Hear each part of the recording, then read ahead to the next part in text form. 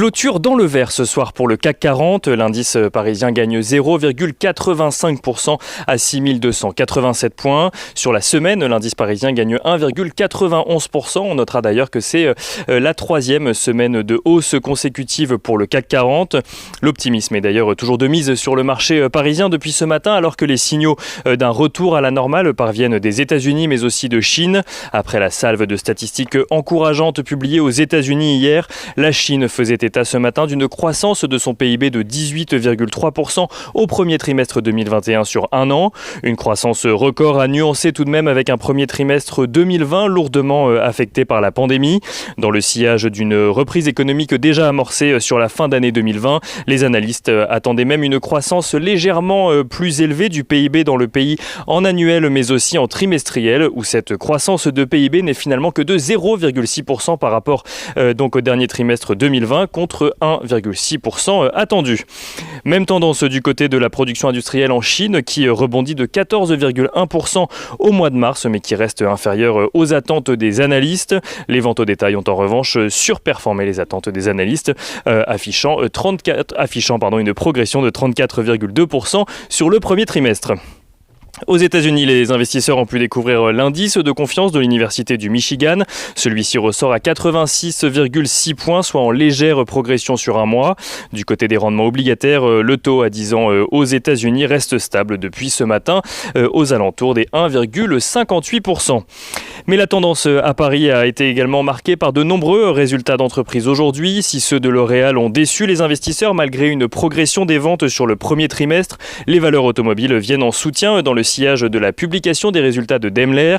Le constructeur automobile allemand qui possède entre autres Mercedes affiche un bénéfice d'exploitation de 5,75 milliards d'euros au premier trimestre, ce qui représente une hausse de 800% par rapport au premier trimestre 2020. Un résultat qui s'explique par une dynamique favorable des ventes dans toutes ces régions, ou dans toutes les régions en tout cas où le groupe est présent, et notamment par un rebond de ses ventes en Chine. Des résultats qui ont eu pour effet de faire progresser le secteur automobile donc en Allemagne mais également à Paris, porté également par la progression de 87% sur un an des immatriculations de voitures neuves dans l'Union européenne au mois de mars. On note donc que ce soir, Renault gagne 2,3%, que Stellantis gagne 1,45%, tandis que Valeo gagne près de 4%, 3,8% exactement. L'Oréal, dont on parlait donc il y a quelques instants, affiche de son côté une progression de 10% de ses ventes à données comparables sur un an, avec un chiffre d'affaires à 7,61 milliards d'euros, profitant notamment du rebond de son activité en Chine. Si les analystes anticipaient un résultat légèrement plus élevé, le PDG du groupe a estimé de son côté que L'Oréal surperforme le marché.